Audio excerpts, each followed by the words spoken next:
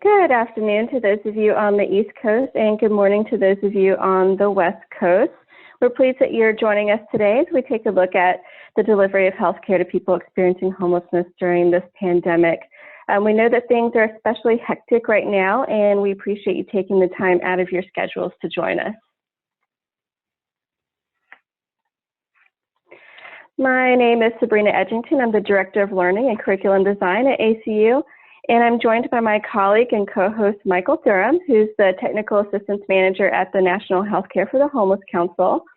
But before Michael starts, before he starts us off, I want to introduce ACU and share a little bit about what we do. So ACU is a membership organization founded over 20 years ago by the National Health Service Corps alumni. As part of our mission, we aim to build the clinical workforce in underserved communities and increase access to care for underserved populations. We also support the clinical workforce by developing programs and educational content to address emerging issues and needs in the field. So we have several programs, but our largest and the one supported by the Health Resources and Services Administration is the STAR 2 Center. And the STAR 2 Center stands for Solutions, Training, and Assistance for Recruitment and Retention. So in addition to hosting webinars like this one, we have a one-stop shop of free resources to support the recruitment and retention of a strong health center workforce. So our HRSA supported tools and resources like this webinar are really targeted to the federal health center program. And I want to stress that because our first speaker will talk specifically about health center policy, and that's really relevant to health center programs. So for those of you who are joining us and your programs are funded by HUD, the information may not impact your work, but it may be helpful for you in terms of understanding policies that impact a health center's ability to provide care in different locations. So just a few housekeeping items. We are recording. We'll be posting the recording along with the slide deck on our website following the session. We encourage you to ask questions. We welcome any and all questions that you might have. We will have a Q&A session at the end. Feel free to use the chat box to ask questions as you think of them. Also, if you're having technical difficulties, please use the chat box, and Mariah Blake, our wizard behind the curtains, will help you out. And we also ask that you complete the brief evaluation at the end of the session. Your feedback is important to us, and we use that information for quality improvement and to support our HRSA-funded work. So with that, I am going to go ahead and ask Michael Durham to talk a little bit about the National Healthcare for the Homeless Council. Thank you so much, Sabrina. These days are especially challenging, as you mentioned, and I'm grateful to be doing this work with friends like you. So hi, everybody. I see a lot of familiar names on the attendee list, and I'm really glad that you joined us today. I'm just going to say a few words about the council in case you've never heard of us, and then set up our conversation today with just some themes that we're seeing in the field. So we have a fancy new mission statement that I like to start with, and that's that we're grounded in human rights and social justice. And our mission is to build an equitable, high-quality healthcare system through training, research, and advocacy in the movement to end homelessness. And we are also a recipient of a national cooperative agreement with HRSA, as ACU is. If you can go to the next slide, please. So today's session, we're sort of double dipping and calling it one of our coffee chats, which are informal webinars, and we are now to twice a week, Tuesdays and Fridays for the most part, with a few other webinars sprinkled here and there. And so we want to encourage everybody to register for those and check out the resources that we have been putting up on our website. I've put a couple of them here on the slide, and when you get the slides, these will be live links that you can follow. But in any case, everything is consolidated on our webpage, nhcht.org/coronavirus. We've been working really hard to collect resources from national partners, from federal government, in addition to local documents from programs across the country that I think is some of the most useful material that we are able to provide because of our members being so generous and sharing what they've done locally. So again, just want to draw your attention to the upcoming sessions, and the next of which is this Thursday. We're going to look at domestic violence and the intersections of violence, COVID-19, and homelessness.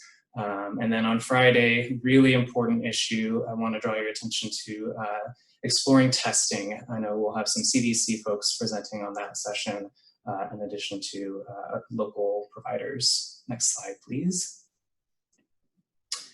So this is going to be a few bullet points just about why we're here and what we're seeing in the field, and this is by no means exhaustive. It's not comprehensive, but it's sort of my vantage point from providing technical assistance mostly to healthcare for the homeless health centers across the country. And for those of you who are working with people who are homeless, this is obvious, but this is it's not necessarily obvious to everybody in the public. And so we're grateful that we've been able to, through our press, educate the public about something that is so important. And that's just that people who are homeless are especially at risk for all diseases, and especially COVID-19 right now. And then if they don't have a home to isolate in, then a stay-at-home order is impossible and even offensive. So local communities really are charged to provide some sort of isolation and quarantine space for clients who don't have stable housing. And if you know the council's work, you've seen our literal bumper stickers that housing is healthcare and both are human rights. And I think this has just become so much more obvious in recent weeks, that we see that folks cannot stay healthy on the streets, and even shelters that provide some sort of relief are often the worst place to be in during an infectious disease outbreak. So really just the need for housing for everyone has just been underscored in this reality we find ourselves in. And this is not meant to be a political statement, but it is just the reality that we don't have a national strategy right now that is sufficient to the need. And what we have seen in our work in technical assistance is that every community is different. Everyone's response to the emergency has different. And we've seen some exemplars that are really just paving the way for what government in collaboration with health centers and other nonprofits can really do when they are coordinated and determined. But then we've seen other local governments honestly shirk their responsibility, and health centers are often there to pick up the slack. Next slide, please. So there are a number of new federal resources, and what's interesting to me is that these are providing some short-term opportunities. For example, establishing alternative care sites, so places where folks who have nowhere else to go can either recover from illness or be isolated if they're tested negative but are at risk for contracting the virus, and other sort of arrangements. And I see a real opportunity to sustain these models that we're creating and form permanent solutions such as medical respite care, which is a model that has a lot in common with what folks are doing for the first time now at alternative care sites. And medical respite care is a huge part of what we do at the National Healthcare for the Homeless Council, and I encourage you to explore all of our resources on that. Just a few other notes before I set up the speakers here. One is that those communities that have set up alternative care sites are finding a lot of challenges. One of the main ones is that it is difficult to keep clients in isolation, and I imagine some of our health center speakers are going to talk about that. And to me, there are some serious ethical considerations here. How do we try to keep folks inside so that they don't spread the disease or go out and potentially contract it themselves without violating folks' autonomy? I think there's a lot of murkiness there. And those of you who've been following the news are conscious that Boston and other cities have done some universal testing in their shelters and have discovered just a high amount of asymptomatic patients who've tested positive. And so this is really concerning, and so it's definitely pointing to a need for universal testing, but there's just not enough equipment for that. So challenges around that is what we're seeing. And then finally, a lot of the folks that are being brought in to staff these new alternative care sites may be working with folks who are homeless for the first time. And those of us who have been in this work for a long time know that you have to adapt your practice, and you don't necessarily learn things like harm reduction in medical school. So there's a training need that we're experiencing now.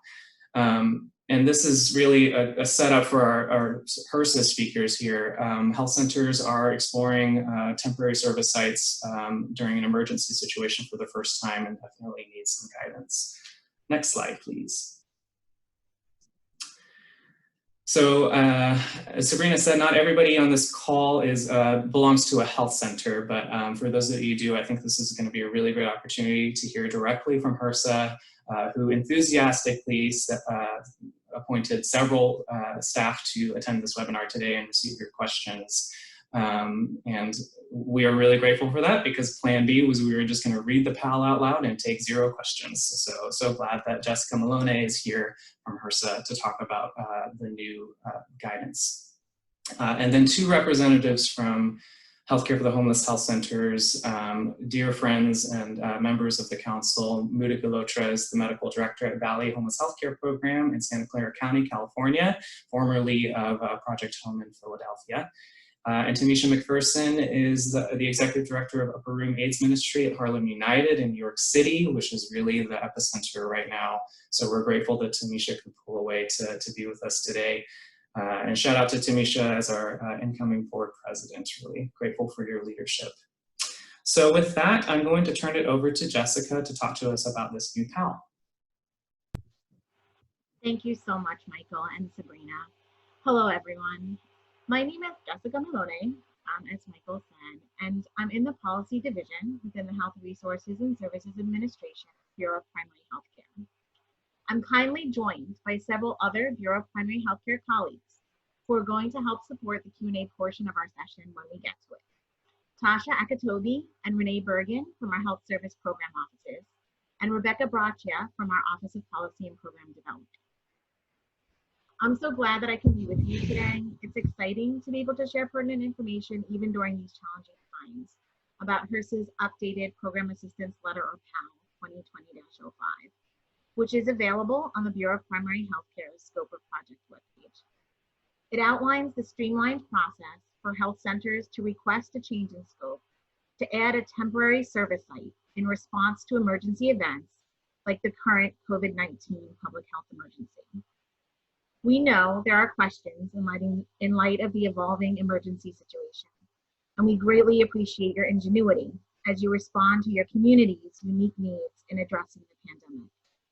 We know that health centers understand the need for accurate scope of project because scope affects the benefits that are associated with the health center program. And we see that many health centers are adding temporary service sites to scope as a result of this emergency. Also, it's important to keep in mind that in some cases, a health center may not need to change anything in its scope of project. For example, if the health center is providing portable clinical care, and if that's on the health center's Form 5C. For our time together here, we're going to cover the information included in the PAL for when a health center would like to add a temporary service site to its Form 5B in response to a declared emergency. If you have detailed questions about a case-specific scenario, we know every case is different. So although we're happy to listen to your questions, if you're associated with a health center, we would encourage you to reach out to your health center's assigned project officer to discuss those details so that you can figure out the most appropriate course of action to best accommodate your health center's unique situation, or submit your question to our Health Center Program Support Portal, the URL for which is embedded in the slide for your reference. So regarding the Program Assistance Letter, or PAL, as already mentioned, HRSA's Bureau of Primary Healthcare recently updated the PAL that contains information on adding temporary health center service sites in response to emergency events. So in response to declared emergencies, including wildfires, earthquakes, and the current COVID-19 pandemic, Health Center should reference PAL 2020-05, requesting a change in scope to add temporary sites in response to emergency events, because that PAL updates and replaces PAL 2014-05, which had a similar name. That name was change in scope request to add temporary sites in response to emergency events. So it's important to note that the updated PAL does not establish new policy. For example, Scope PIN 2008-01 still is in effect in terms of what is considered a service site, even for temporary sites. So a temporary service site still needs to meet the criteria of a service site as outlined in that Scope PIN 2008-01. And if approved by HRSA, a temporary service site gets temporarily added to a health center's Form 5B. As with the prior PAL, this updated PAL applies to both health center awardees and lookalikes. What the updated PAL does differently from the prior PAL is, hopefully, essentially make it easier for health centers to determine if they qualify to request to add a temporary service site in response to a declared emergency. The PAL does this by clarifying key terms, such as providing a definition of the term impacted when referring to health centers impacted by a declared emergency. Notably, all health centers are considered impacted by the current COVID-19 public health emergency.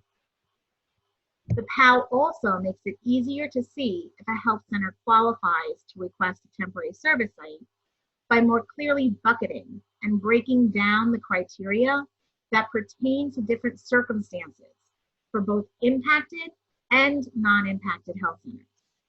The location of the proposed temporary service site is taken into consideration, whether it's within or adjacent to the health center's current service area or outside the health center's service area. So an impacted health center proposing a temporary service site looks at a certain set of criteria based on the location of the proposed site to see if it would be allowed to ask for a temporary service site. And a non-impacted health center proposing a temporary service site looks at another different set of criteria based on the location of the proposed site to see if it would be allowed to ask for a temporary service site to be added to its scope of project. And again, all health centers are considered impacted under the current COVID-19 public health emergency. The updated sections of the PAL clearly break down and list all the criteria, so we recommend referencing those relevant sections of the PAL. The ultimate goal is always to get care to where it's needed in the most effective and efficient manner possible. To that end, the PAL streamlines the amount of information health centers submit when requesting a temporary service site so that those requests can be expedited. So if a health center determines that it meets the criteria to make a request to HRSA, the PAL lists out the information that must be sent to HRSA and how to send it to HRSA. In terms of timing on when to submit the initial request, we know that emergencies by their innate nature are hectic. So there's some flexibility because we know emergency response activities may sometimes need to commence prior to submitting a request. So there's a window of time. Requests must be submitted as soon as practicable, preferably before activities commence, but no later than 15 calendar days after initiating emergency response activities at the location. HRSA will determine on a case-by-case basis whether extraordinary circumstances justify an exception to this 15-day window requirement. In terms of reviewing requests, the PAL explains that the review of all emergency temporary site requests will be expedited, with the goal of notifying the health center of HRSA's decision within 48 hours of receipt of the request. And if approved by HRSA, HRSA's approval of the site will be in effect for 90 days. Extensions beyond 90 days are possible, but are subject to further HRSA approval. The PAL also includes very important information on volunteering and Federal Tort Claims Act, or FTCA, liability considerations that I won't even attempt to summarize now. but will strongly recommend that you review. If you have FTCA questions, please view our FAQ webpage and feel free to contact Health Center Program Support, whose information is on the slide with those questions. For more information on the PAL, I encourage you to click on the PAL link provided on the slide. And if you have concerns at any point, please contact either your Health Center's project officer or submit your issue to Health Center Program Support. And just as clarification, Health Center Program Support is not the first point of contact for submitting a temporary service site request. For submitting a temporary service site request, the PAL specifically states how to submit those requests. A Health Center's project officer is the first point of contact. And the PAL even goes through what to do if a health center can't reach its project officer. So please refer to the PAL for that type of process information on how to submit a temporary service site request. Again, when we get to the Q&A portion, we're happy to answer any questions about the information up in the PAL. And as a reminder, if you're associated with a health center and have detailed questions about a case-specific scenario, we encourage you to reach out to your health center's assigned project officer to best accommodate your center's unique situation and come up with a customized solution. We're also happy to jot down your information and connect you with your project officer if that would be helpful. And with that, I'm happy to turn it over to Mudit and look forward to your questions at the end. Thank you so much. So my name is Mudit Galotra. I'm a family doc and the medical director for the Valley Homeless Healthcare Program, which is in Santa Clara County in California. We are part of the Bay Area.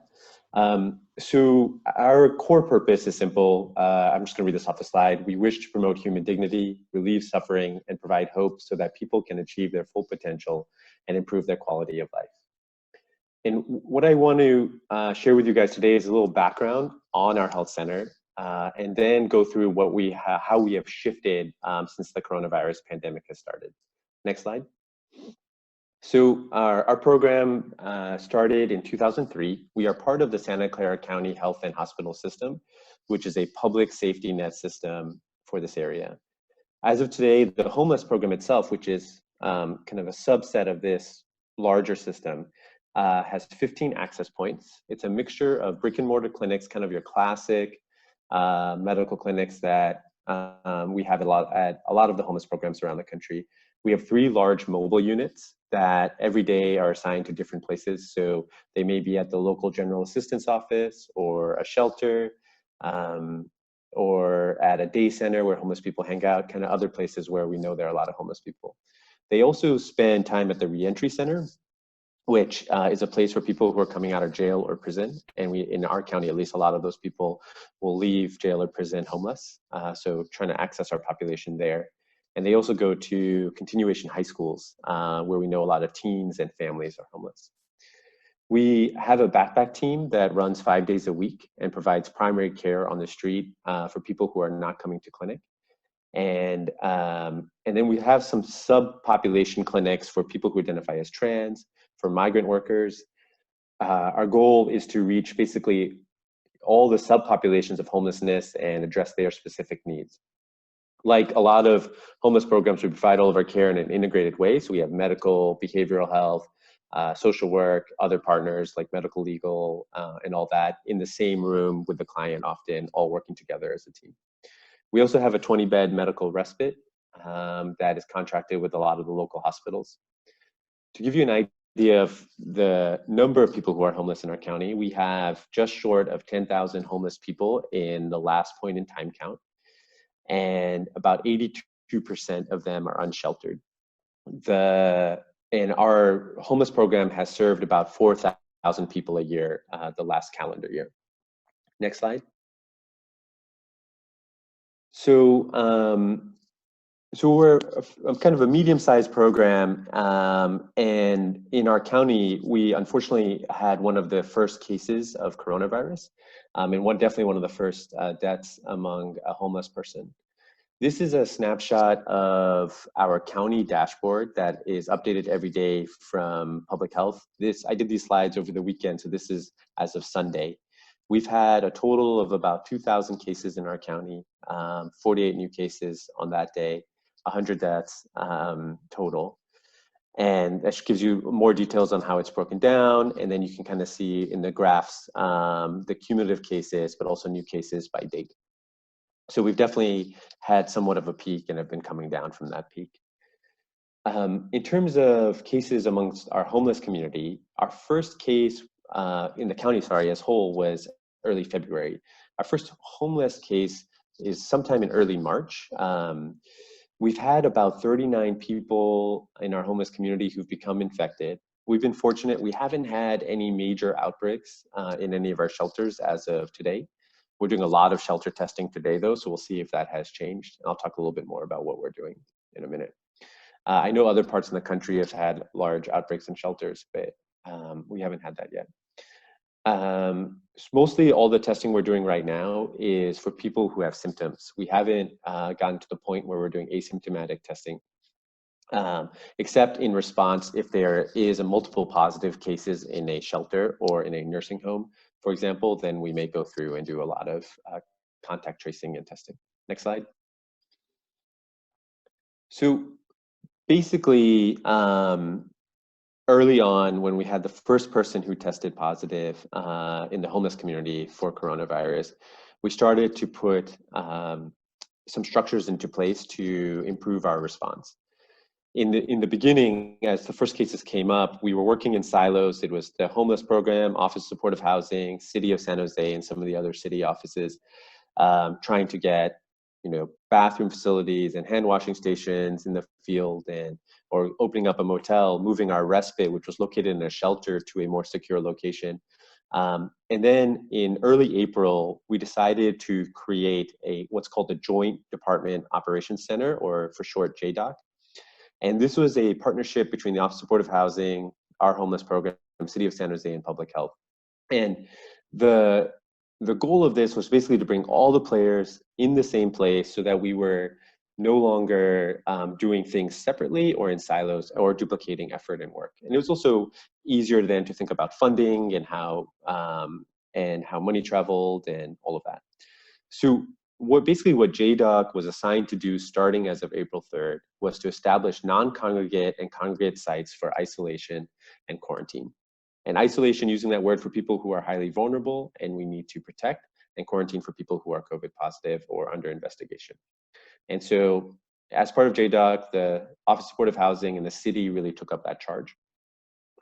The next task was to set up ancillary services, food, laundry, cleaning, security, at all of these sites. And again, Austin, the city, really took that on.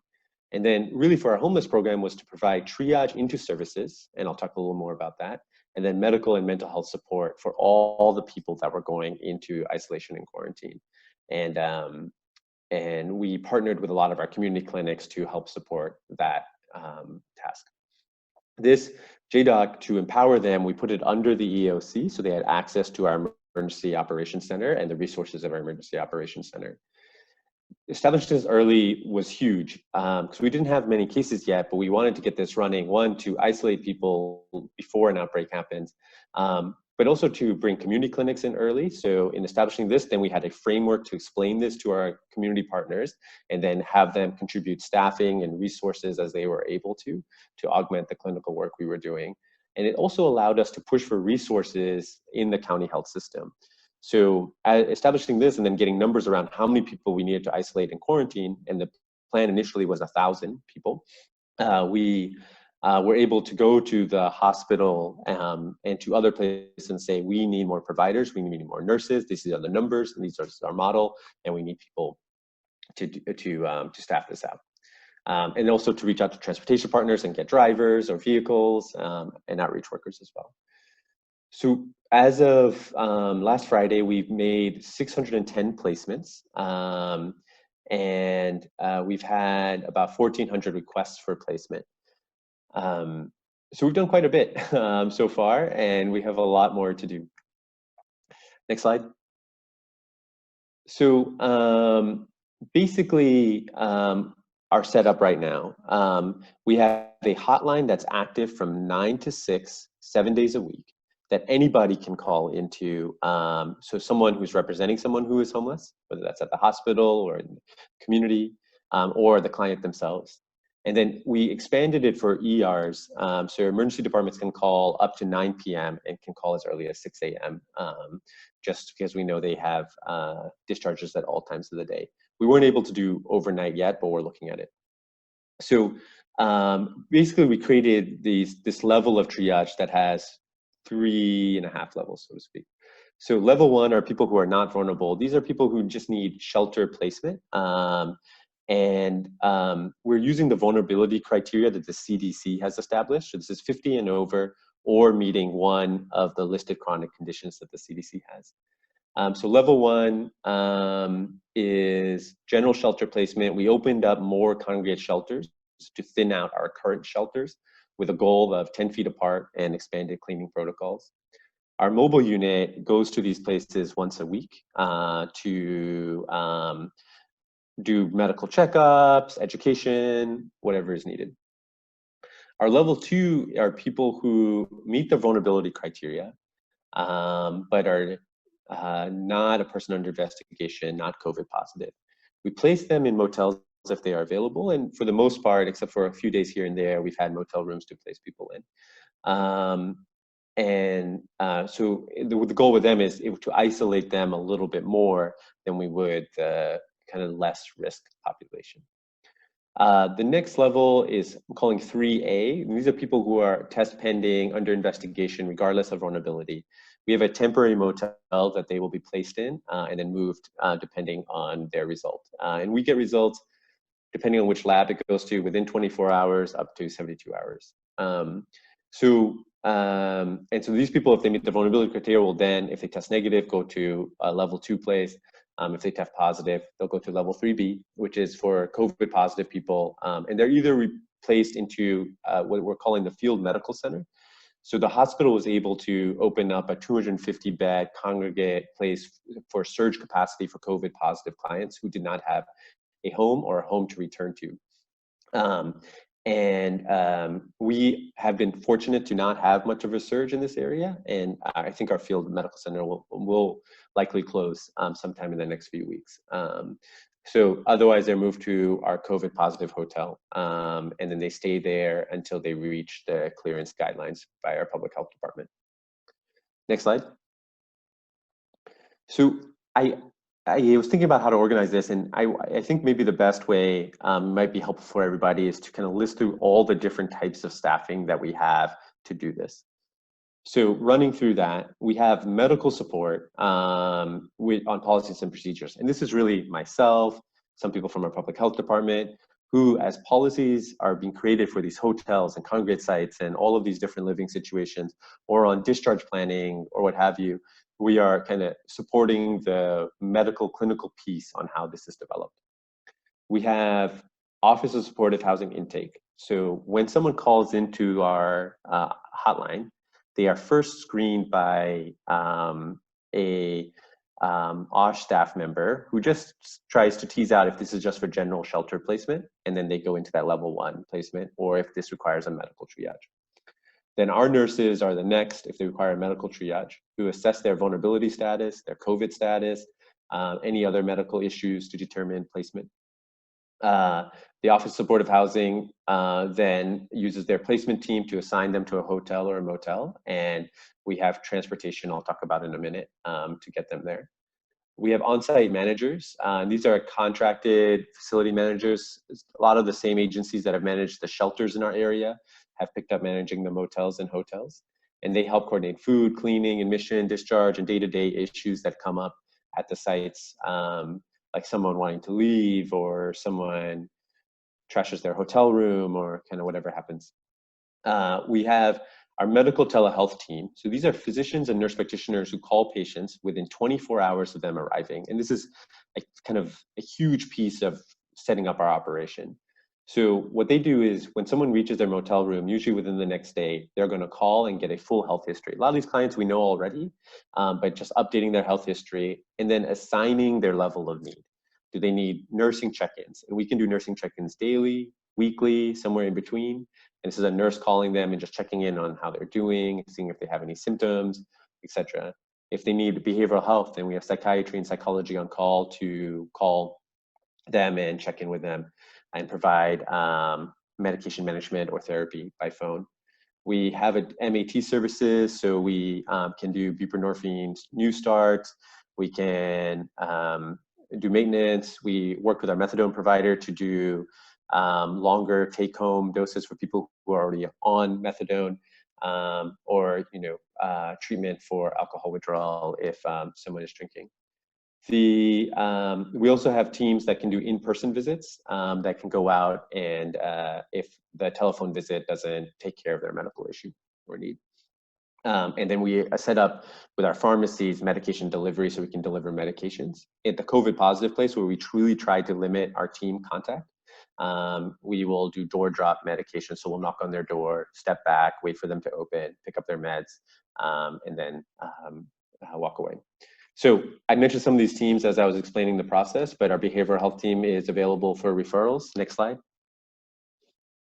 We have social work to support, and a lot of the work the social work is doing is supporting people in prep for discharge when this eventually ends, or if they're leaving the COVID positive hotel or another place.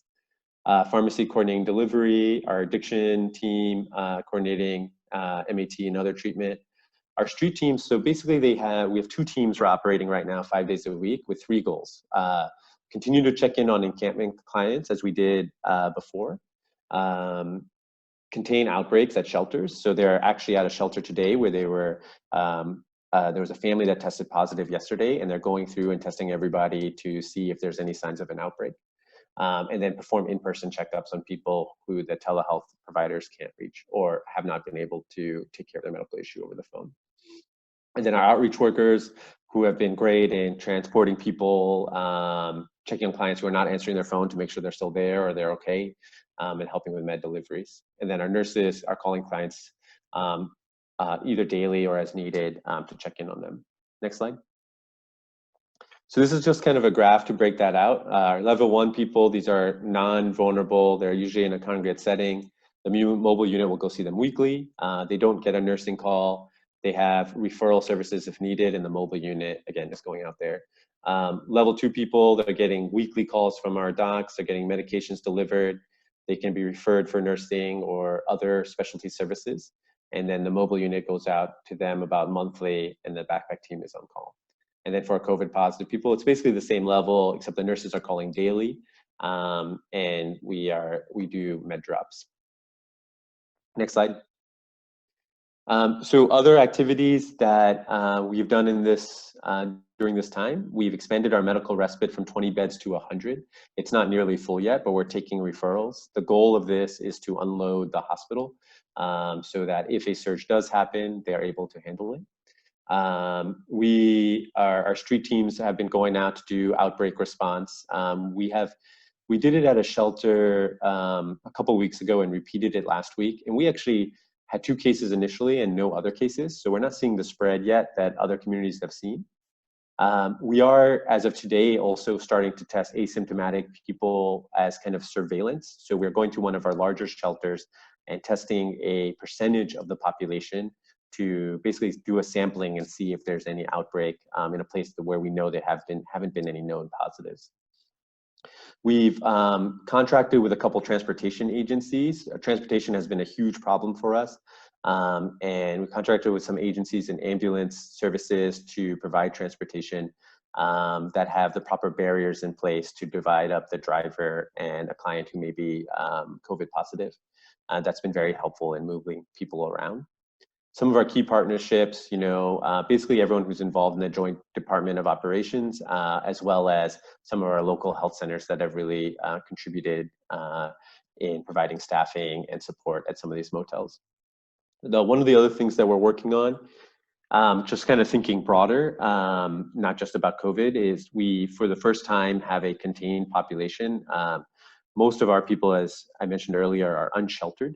So we're trying to think about what things we can move forward around people's health now that we have a population where we know where they are. So we're thinking about, and they have bathroom access. So we're thinking about, like, can we mass fit test people? Can we, and we, just to pull the list together today, and we're working on that over the next couple of weeks. Can we work on people's addiction in a more systematic way? Other things that we're playing around with and trying to figure out. Next slide. So our biggest lesson learned was really establishing this JDoc team. It has made it much easier to track people, to know where people are, to know what services are coming online, to know on a medical basis what we need to bring online and how we do that. Some of our challenges, and I know Michael mentioned some of this earlier, is how to get people to shelter in place.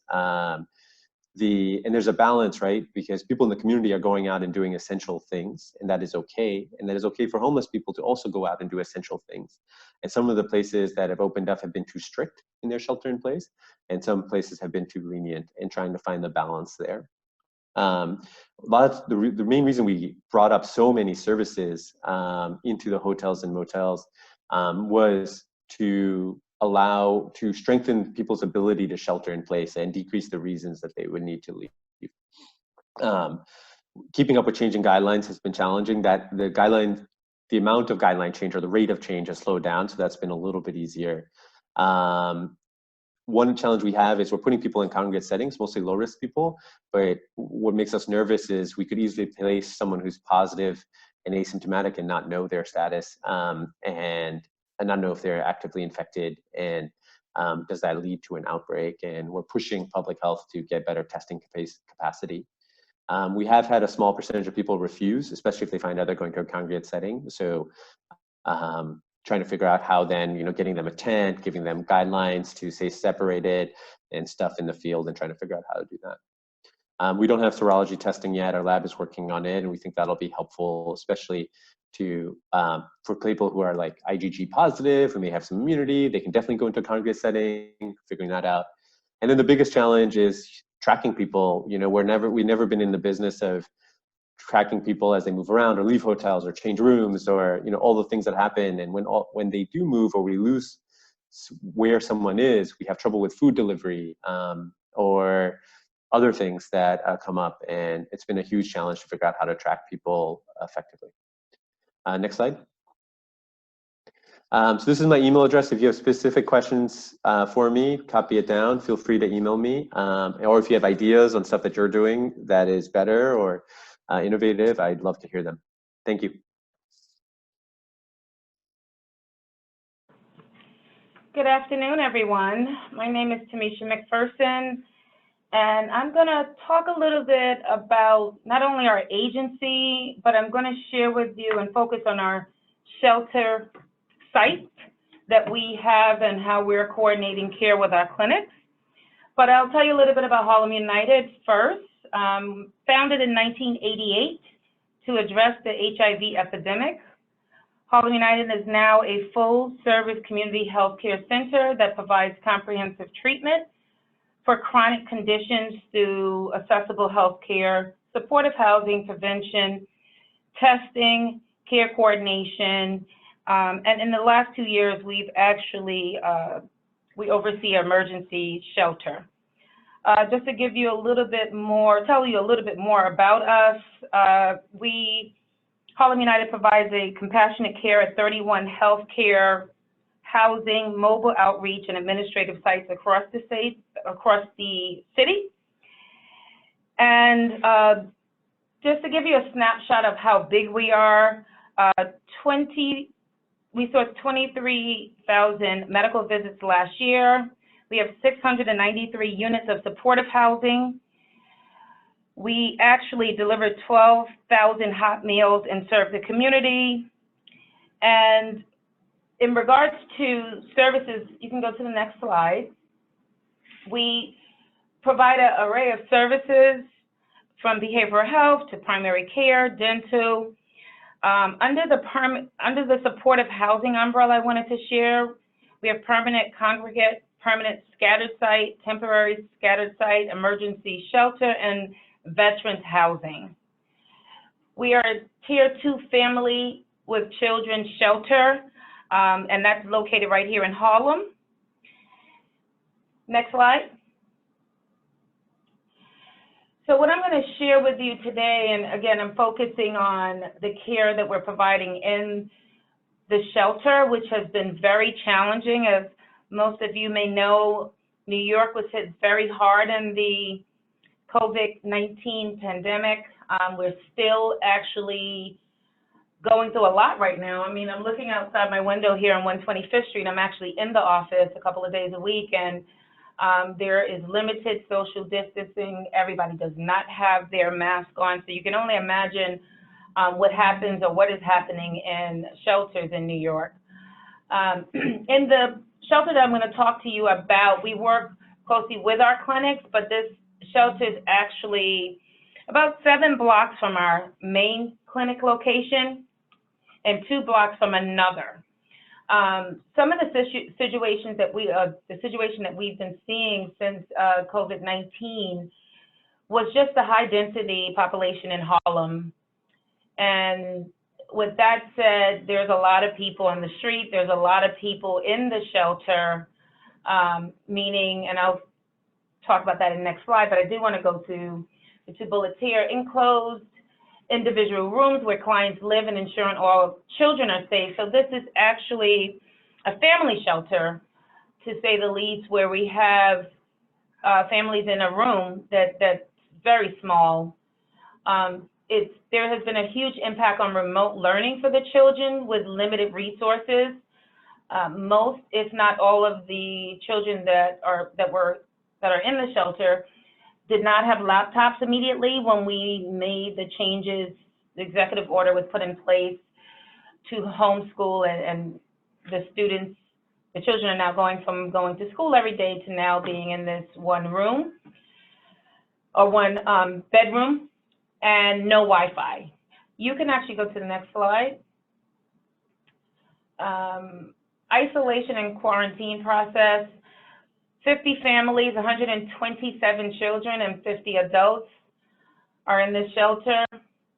And what I wanted to share today, if a client tested positive in the shelter and returns back to the shelter, the client would be quarantined in their room for 14 days, which is a little bit challenging. I'm going to talk a little bit about that.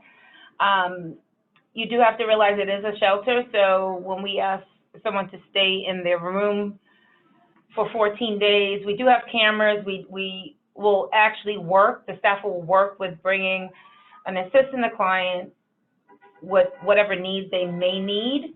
And that has been a challenge. I have to say that it's very hard when, even though it's a shelter, of telling someone they can't or should not be going out. Isolating the tenant, minimize exposure, and also to protect client confidentiality.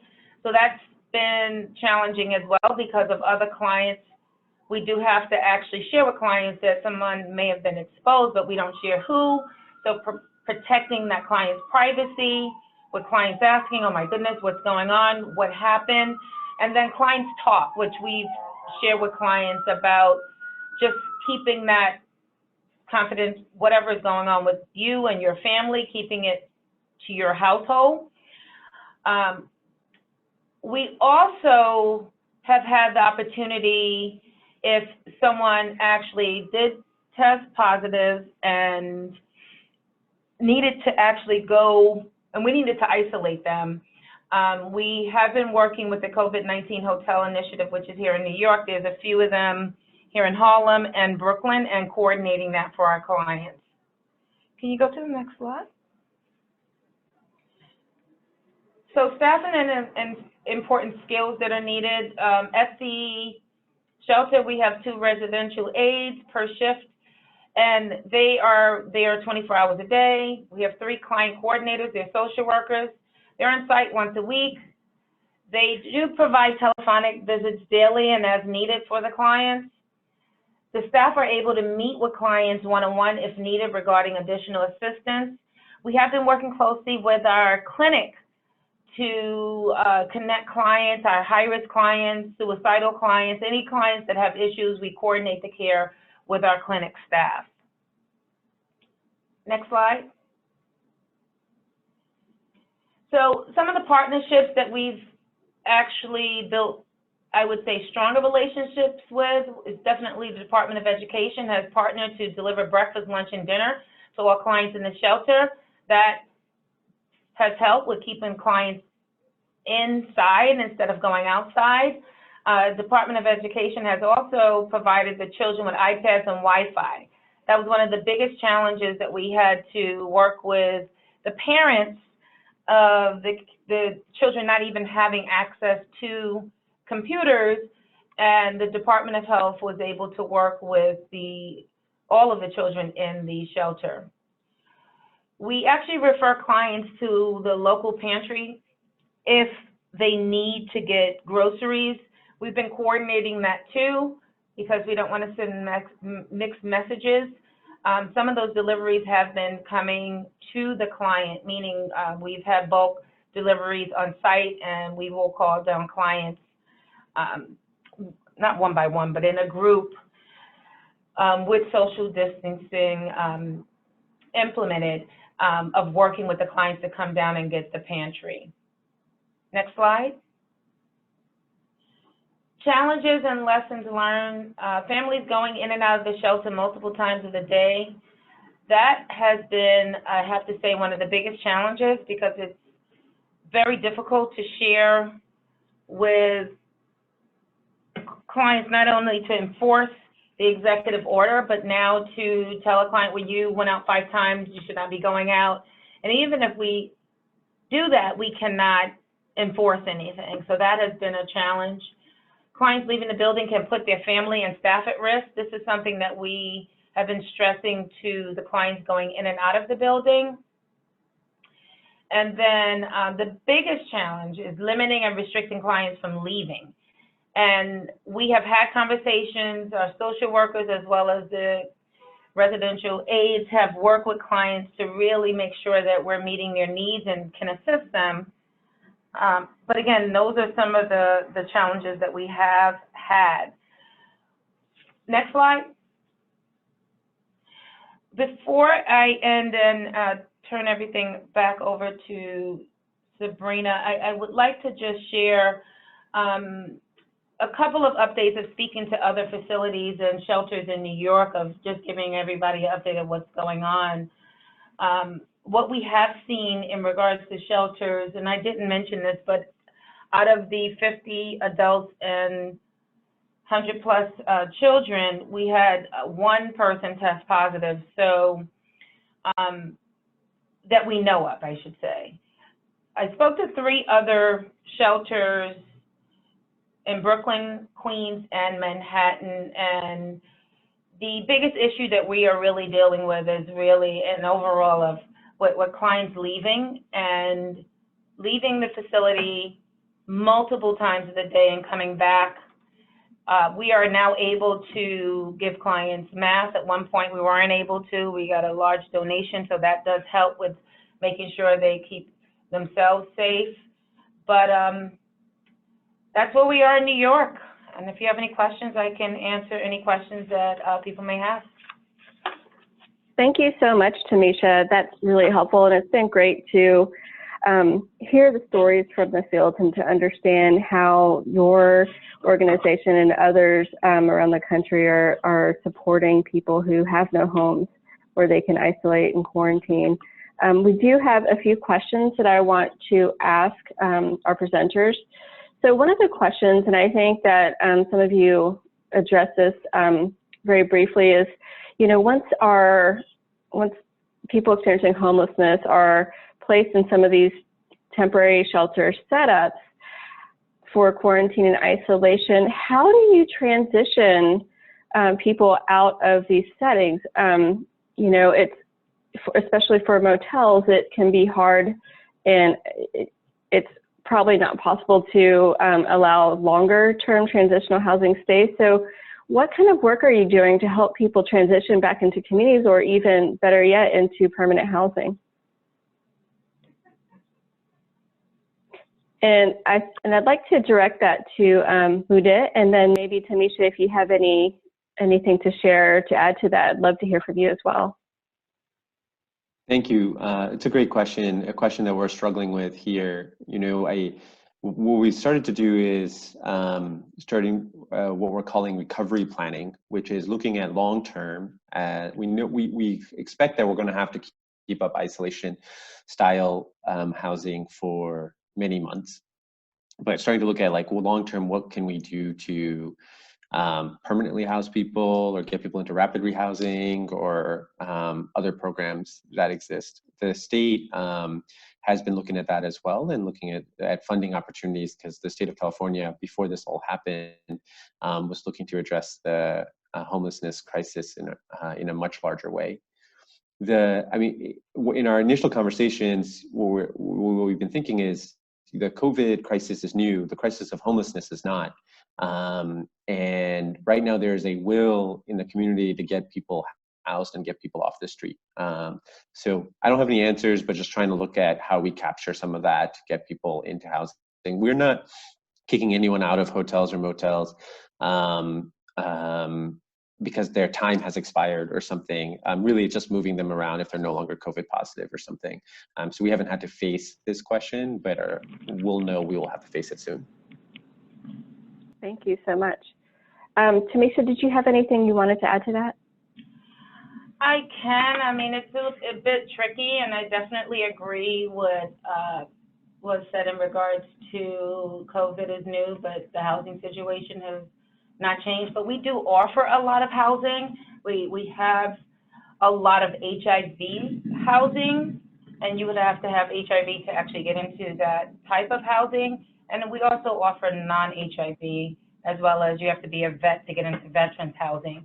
I will say, though, our team works closely with other housing facilities to, one, assist clients.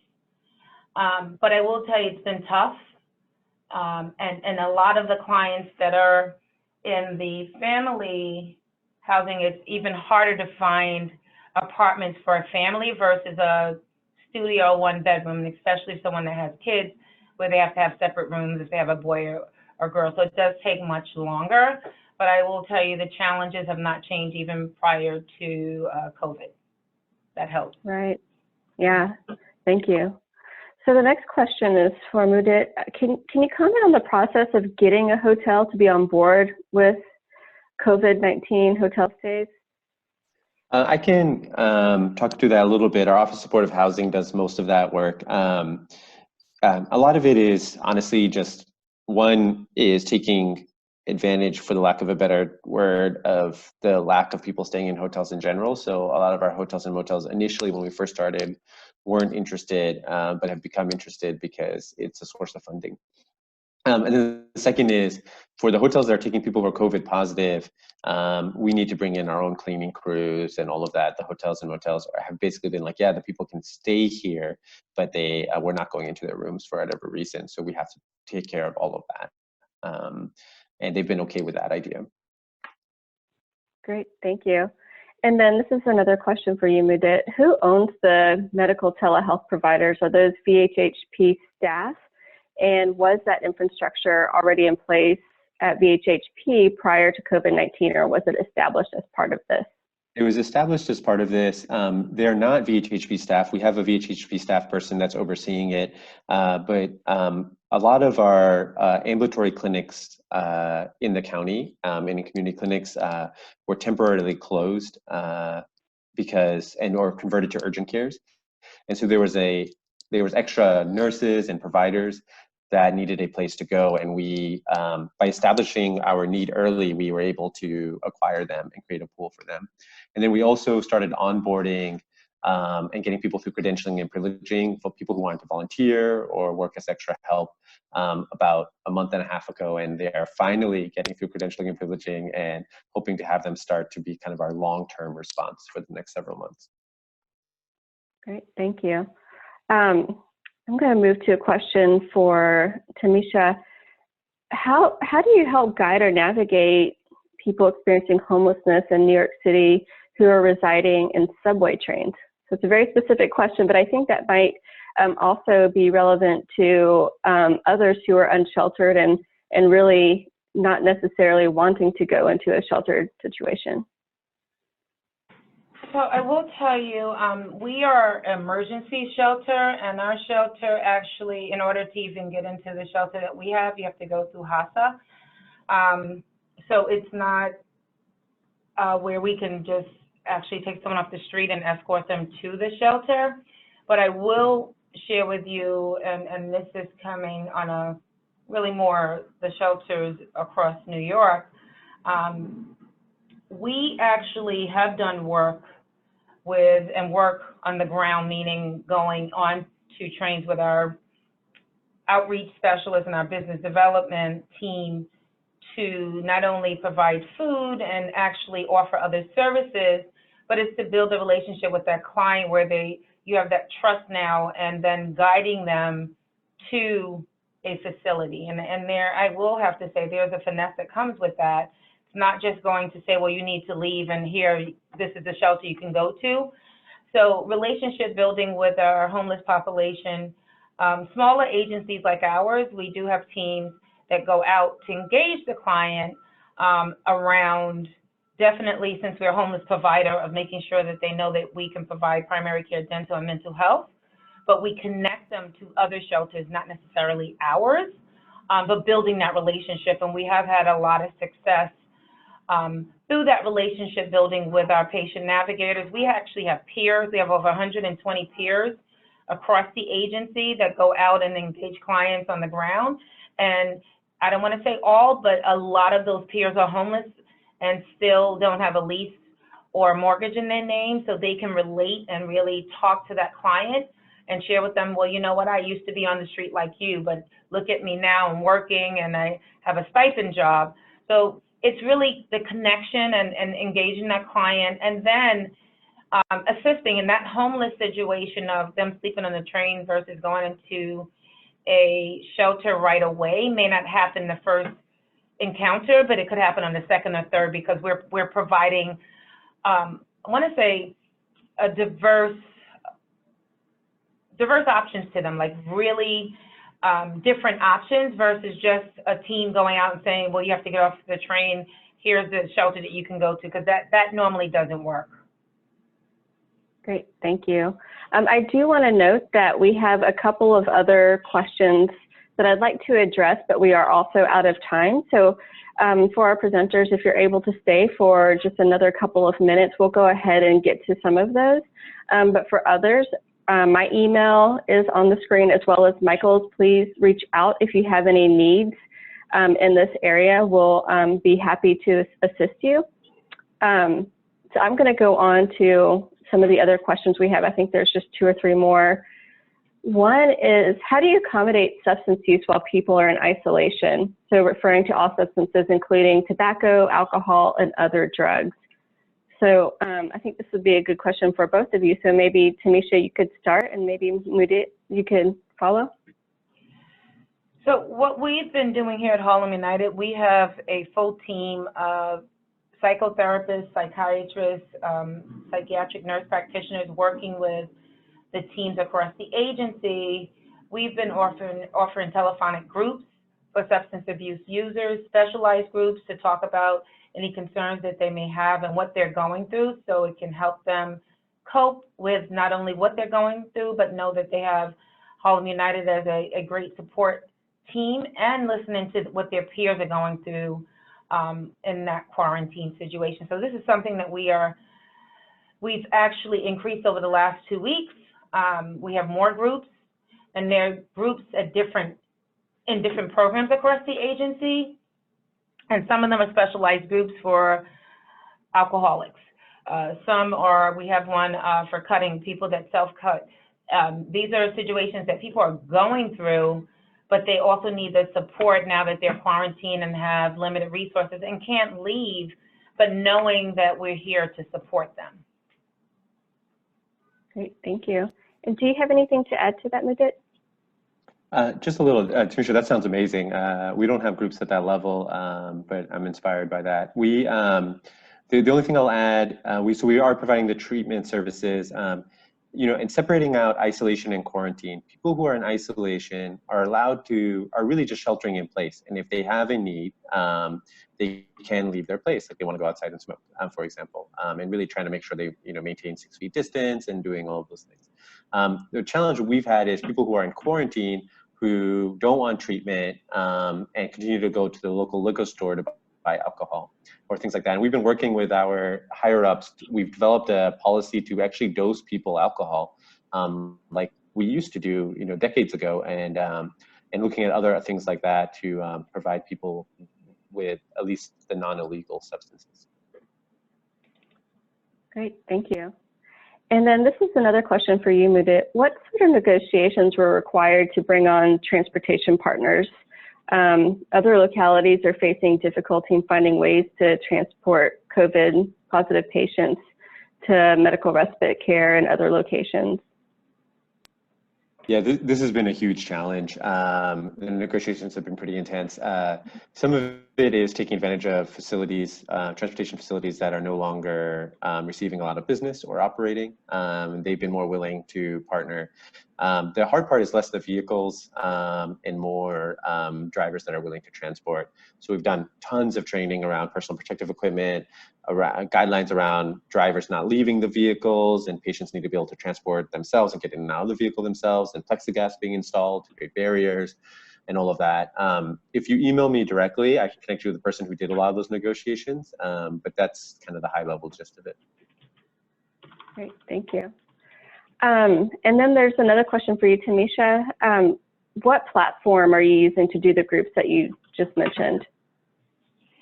So we've been using WebEx, FaceTime, and the providers, we have not only, actually this was in demand because we offer a lot of groups when we were open and clients were coming in face to face. But those are the two platforms that we're using now, especially for our psych providers. Great, thank you. So we are 5 minutes over, and if you submitted a question and did not get that answered, we will send you an email directly. I want to thank our presenters for participating today. Jessica, Mudit, and Tamisha, thank you so much for the work that you're doing and supporting our communities. And for everyone else, thank you for participating in this webinar, and please keep in touch. Thank you all. Thank you.